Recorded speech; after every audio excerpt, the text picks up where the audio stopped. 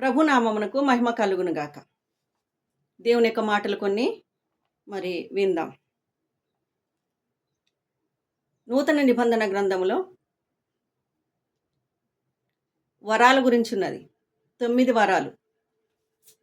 ఈ 9 వరాలలో 9 వరాల్ని 3 విధాలుగా విభజించారు. 1 మాట్లాడే వరములు, 2 ప్రత్యక్షత వరములు, 3 శక్తి వరములు. మొదటిగా చూసుకున్నట్టయితే మాట్లాడే వరములు. ఈ మాట్లాడే వరముల్లో కూడా 3 విధాలుగా విభజించవచ్చు.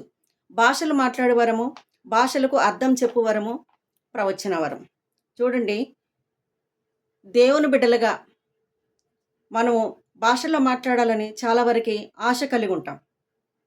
ఏ వ్యక్తి అయినా ఆత్మను పొందుకోవాలి, నేను భాషల్లో మాట్లాడాలనే ఆశ అందరిలో ఉంటుంది.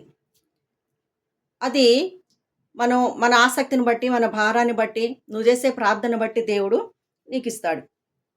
1 ఆయన రాజ్యము కట్టబడే విషయంలో, అంటే ఎవరైతే దేవుని పని చేయాలని ఆశతో ఉంటారో ఆ రాజ్యము కట్టబడాలంటే ఆ సమయంలో దేవుడు వారి ఆశను బట్టి, వారి హృదయ కోరికల వాంఛను బట్టి ఆ దేవుడు వారికి ఆయన ఇచ్చే సమయంలో ఇచ్చేస్తాడనమాట.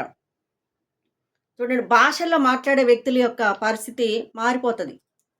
చాలా వరకు చూడండి, వారు మాట్లాడుతున్నప్పుడు వారు అంతరంగంలో ఉన్న అంతరంగ పురుషుడు తను మర్మములు పలకటానికి సహాయం చేస్తూ ఉంటాడనమాట. భాషలు మాట్లాడే వ్యక్తిని చూడండి, మాట్లాడుతున్నప్పుడు ఎంతో ఒకంత జ్ఞానము కలిగి మాట్లాడుతూ ఉంటారు. అది దేవుడిచ్చిన జ్ఞానము. 1 ఆత్మలో మాట్లాడాలి, 2వదిగా చూసినట్టయితే ఆత్మలోనే నడవాలి. ఇది ఎలా సాధ్యం అంటే, మనం ప్రార్థన చేసేటప్పుడు నోటితోటే మనం ప్రార్థన చేస్తాం. కానీ మనము నోటితో ప్రార్థన చేస్తున్నామనే కానీ మన ఆత్మలో మనం మాట్లాడుతున్నామని అర్థం చేసుకోవాలి. ఆత్మలో మాట్లాడాలి, ఆత్మలోనే నడవాలి. ఆ నడిపింపు దేవుడే ఇవ్వాలి. ఆమేన్. అలాగా మనం ఎప్పుడైతే మీరు కానీ నేను కానీ ఆత్మలో ప్రార్థన చేస్తూ, ఆత్మలో ఎప్పుడైతే భారముతో మన నోటితో ప్రార్థన చేస్తుంటామో అప్పుడు మనకు తెలియకుండానే కొన్ని గంటల సమయం అలాగనే గడిచిపోతూ ఉంటుంది. అది మనకు తెలియదు. ఇన్ని గంటలు ప్రార్థన చేశానా, నేను ఇన్ని గంటలు దేవుని సన్నిధిలో గడిపాడా అని ఒక ఆశ్చర్యం మనకి కలుగుతూ ఉంటుంది. అది పరిశుద్ధాత్మ దేవుణ్ణి ఎప్పుడైతే ఆత్మను పొందుకొని భాషలతో మాట్లాడతారో వారికి మాత్రమే ఈ సమయం అంటూ తెలియకుండానే గడిచిపోతుంది అనమాట. అంతసేపు దేవుని సన్నిధిలో గడపటానికి పరిశుద్ధాత్మ దేవుడు సహాయం చేస్తూ ఉంటాడు.